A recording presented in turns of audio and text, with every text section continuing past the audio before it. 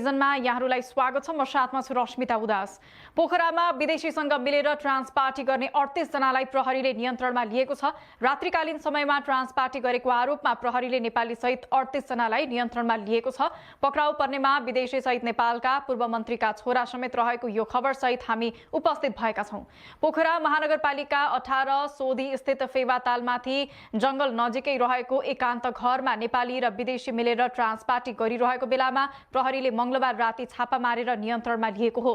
कास्की प्रहरीले 16 गतेको रात बितेर दिन सुरु हुने लाग्दा पोखरा 18 सैदीको जंगल छेउको घरमा भइरहेको ट्रान्स पार्टीमा हस्तक्षेप गर्यो। जंगल नजिक रहेको खाली घरमा चलेको सो पार्टीमा चर्को संगीत बजिरहेको थियो।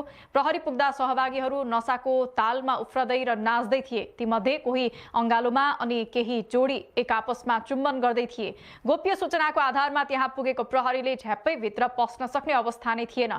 वडा प्रहरी कार्यालय बैदामका प्रमुख नमराज बरालका अनुसार सुरुमा जाँदा सादा पोशाकका प्रहरीले पार्टी भएको घरलाई घेरा हाले। भित्र गैर कानूनी काम भइरहेको निर्क्युल गरेपछि लागु औषध नियन्त्रण ब्युरोको टोली समेतले त्यहाँ छापा हान्यो। प्रहरीले पार्टीमा सहभागीहरूलाई नियन्त्रणमा लिने क्रममा केही युवाहरूले प्रतिवाद समेत गरे। तीमध्ये एकजना युवा पूर्व मन्त्री तथा नेपाली कांग्रेसका हालका पदाधिकारीका छोरा पनि थिए। यसै पनि नसाको रमझम, त्यसमाथि पुर्ख्यौली सत्ता र शक्तिको दम्ब उनले सादा पोशाकका प्रहरीलाई टेरेनन्। प्रतिवादमा उत्रिए। प्रहरी स्रोतका अनुसार प्रहरीको दोस्रो टोली पुगेपछि मात्र ती युवा शान्त भएका थिए। सो पार्टीमा ब्राजिलदेखि इटली, भारत, जर्मनीसम्मका विदेशी र नेपालको सम्भ्रान्त र मध्यम वर्गका युवाहरू सहभागी भएको प्रहरीको भनाइ छ। त्यो पार्टी नै यस्तो रहेछ कि सहभागिताको लागि मोबाइलमा एप्स डाउनलोड गरेर फर्म जस्तै भर्नुपर्ने रहेछ।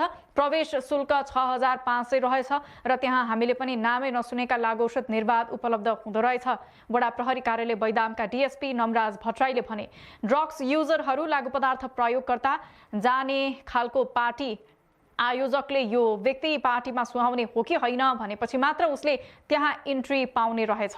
पोखरामा आयोजित ट्रान्स पार्टीको आयोजक भारतीय नागरिक अनुभव शर्मा र नेपाली नागरिक म्याग्दी स्थायी घर भई पोखरा बस्ने बमेन्द्र पुन थिए। कास्की प्रहरी प्रवक्ता डीएसपी हरिबहादुर बस्नेतका अनुसार सो पार्टीमा प्रतिवाद गर्न खोज्नेलाई नियन्त्रणमा लियो। त्यहाँ पुगेका सबैले लागु पदार्थ सेवन गरिसकेका थिएनन्। कोही भर्खरै पुगेका पनि रहेछन्। रक्सी, गाँजा, चरेस र नामै नसुनिएका लागु औषधहरू प्रयोग भएको सो पार्टीमा सहभागी मध्ये 8 जनाको साथबाट प्रहरीले सिन्थेटिक लागु पदार्थ एमडीएमए, चरेस जस्तो देखिने कालो पदार्थ, कोकिन जस्तो देखिने सेतो धुलो, खात, आइस, एम्फेटामाइन जस्तो देखिने पोल्यान्ड, म्याजिक मसरुम, पेपर र झोलमा एलएसडी, लेसर्जिक एसिड डाइटिलेमाइड एलएसडी बरामद गरेको जिल्ला प्रहरी कार्यालय कास्कीका प्रवक्ता डीएसपी हरिबहादुर बस्नेतले जानकारी दिएका छन्।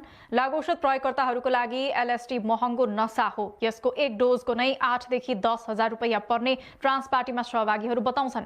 72 घण्टासम्म चल्ने पार्टीमा खाने, बस्ने, सुत्ने, नाच्ने सबै व्यवस्था गरिएको थियो। पोखराकै एक क्याटरिङबाट खाना मगाइएको थियो। प्रहरीले छापा हान्ने क्रममा पार्टीबाट 38 जना पक्राउ परेको प्रहरीले प्रेस विज्ञप्ति मार्फत जानकारी दिएको छ। पक्राउ परेका मध्ये 8 जनालाई लागु औषध तथा प्रहरीको प्रतिकार गर्ने 4 जनालाई अभद्र व्यवहारको कसुरमा मुद्दा चलाइएको छ।